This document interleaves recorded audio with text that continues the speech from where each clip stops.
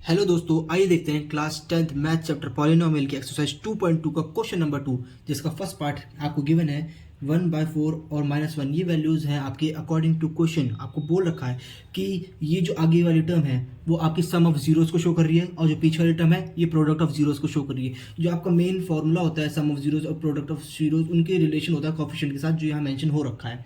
तो अगर ये सम ऑफ जीरोज़ है तो हम कह सकते हैं कि अल्फ़ा प्लस बीटा की वैल्यू 1/4 है और अल्फ़ा इंटू बीटा की वैल्यू आपकी -1 है। अब इसी को आप बराबर रख सकते हैं माइनस के बी अपॉन ए के, और इसको आप बराबर रख सकते हैं सी अपॉन ए के।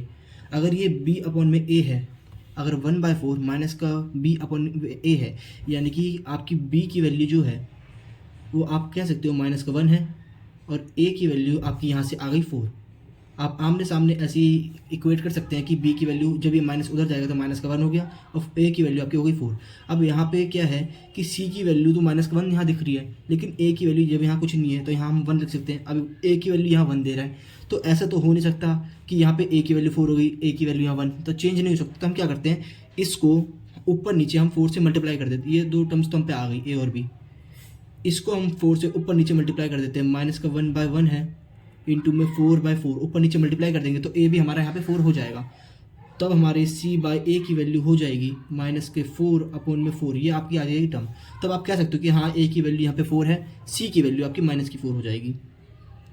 अब आप पे तीनों टर्म्स आ गई है। अब आप मेन इक्वेशन आप बना सकते हैं। हमको क्वाड्रेटिक पॉलिनोमियल जो बनाना है, जिसकी इक्वेशन क्या होती है कि ax² + bx + c = 0। ये आपकी मेन इक्वेशन होती है। अब हम इसी के बराबर रख देते हैं।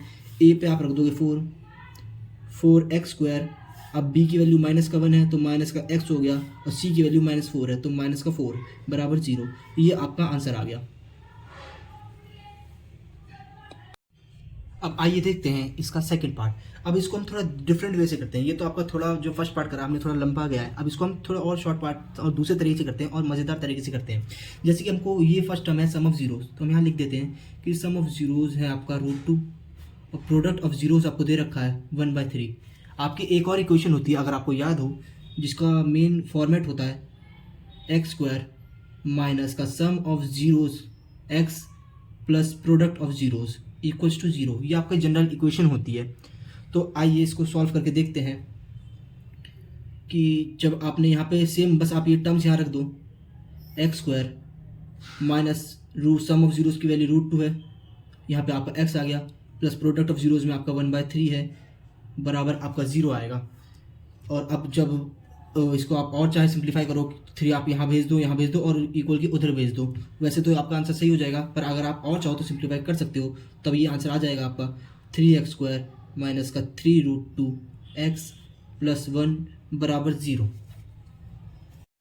आइए अब करते हैं इसका थर्ड पार्ट। थर्ड पार्ट में आपका जो सम ऑफ जीरोज़ है वो आपको 0 ही दे रखा है, तो ये और ज़्यादा ईजी हो गया क्वेश्चन। और प्रोडक्ट ऑफ जीरोज़ जो है आपका वो √5 दे रखा है। आइए सॉल्व करते हैं। मेन इक्वेशन जो आपकी ये रही, इसको अगर आपको ध्यान में है तो ये क्वेश्चन आप बहुत इजीली सॉल्व कर सकते हैं। ठीक है, तो इसको आप अच्छे से याद करके रखना। तो आइए इसी इक्वेशन को हम रखते हैं। सबसे पहले आपका x² आया, माइनस का आपका सम आना था, सम है आपका 0, तो 0 आपने रखा प्रोडक्ट में x के साथ, प्लस आपको प्रोडक्ट वाले जीरोज़ की वैल्यू रखनी है, जिसकी वैल्यू है आपकी √5 = आपने रखा 0। अब आप इसको और सॉल्व करें, ये तो आपकी पूरी टर्म हो जाएगी 0, तो आपकी इक्वेशन बची x² + √5। ये आपकी मेन आंसर आ गया। वीडियो अच्छी लगी हो लाइक ज़रूर करके जाना।